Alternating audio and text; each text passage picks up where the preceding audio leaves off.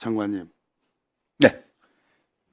장관님, 이렇게 보면 남자답은 풍모가 있어요. 예. 그럼 남자답게 지금은 어느 정부예요? 문재인 정부예요? 윤석열 정부입니다. 윤석열 정부입니다. 내가 보기에는 윤석열 정부에서 가장 로얄티, 소위 충성심이 가장 강한 분이 제가 보기에는 우리 김용현 장관님이라고 생각하는데 어떻게 생각하십니까? 제가 답변 드리기엔 좀 적절하지 않을 것 같습니다. 예, 지난번 저도의 추억에서도 그렇게 말씀하셨습니다. 뭐 저하고는 생각이 다르지만 일면 타당한 그 자세와 태도라고 생각합니다. 그러면 윤석열 정부의 평가는 윤석열 정부의 공과로서 국민들에게 평가받는 게 맞죠? 네. 윤석열 정부에서 제일 먼저 한 일이 뭡니까? 대통령실 이전 아닙니까? 네, 맞습니다. 그렇죠? 그리고 대통령실 이전은 윤석열 대통령 후보의 공약이었죠. 네. 여러 가지 미사여구를 총동원해서 국민들께 그렇게 얘기를 했습니다. 그러면 대통령실 이전에 따른 아무리 예비비를 마지막 정부 불과 뭐 한 달 남겨놓은 정부였잖아요. 뭐 저도 거기 내각이 구성원 국무위원이었지 않습니까?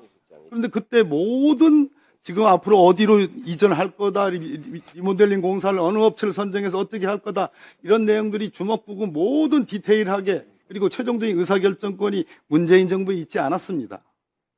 아까 제가 말씀드렸듯이 예비비 의결 배정 이후에 육참 공관으로부터 외교부 장관 공관으로 이전해가지고 바꿔가지고 그러다 보니까 예산 소요가 달라졌고 그래서 리모델링 업체를 선정했고 21개 업체 선정했고 18개 부자격 하도급 업체를 선정했고 예산 설정과 계약서 체결도 없이 공사부터 시행하는 그리고 우리 장관님 휘하에 있던 간부가 그렇게 15억 원에 가까운 국고 손실을 일으키는 그러한 비리가 이루어졌습니다. 이 점에 대해서는 장관께서 책임 있게 사과를 하든지 아니면 전 정부 탓하지 말고 책임 있게 뭔가 말씀하시는 게 저는 남자답다.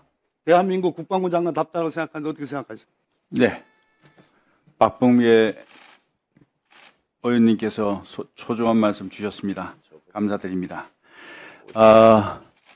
우선 그 용산 이전, 청와대 이전과 관련해서 또 그다음에 이제 관저 이전과 관련해서 이전하는 모든 어떤 사업체와의 계약 체결, 사업체 선정 문제 이런 어떤 부분들은 실질적으로 3월 말부터 이루어졌습니다. 그래서 3월 말부터 이루어졌는데 이 3월 말부터 이루어지면서 전 정부 우리 문재인 정부에서 정말 어려운 가운데 예비비를 이렇게 해서 국무회의까지 해갖고 지원해 준 것에 대해서 정말 저희들은 감사하게 생각합니다. 그게 없었다면 이전이 불가능했지 않습니까? 그래서 감사한 마음으로 생각하고 있는데 이런 어떤 모든 부분 이전에 대해서 불법적이라고 자꾸 말씀하시니까 제가 이렇게 말씀드린 것이지 사실은 네?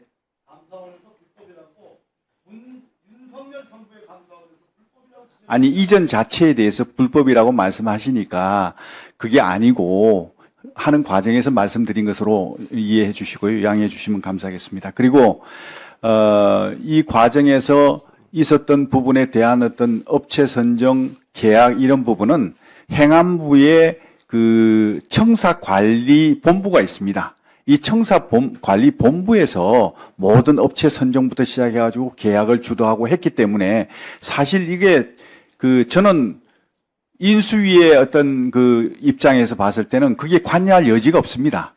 그런 상황에서 이 업체 선정하고 계약하고 이런 문제를 가지고 말씀하시고 예산 문제 가지고 말씀하시니까 제가 그 부분은 사실 제 분야가 아닌데 자꾸 말씀을 주셔서 그런 말씀을 드린 걸로 이해해 주시면 되겠습니다. 네, 박범계 의원님 수고하셨습니다. 안규백 의원님 발언해 주시기 바랍니다.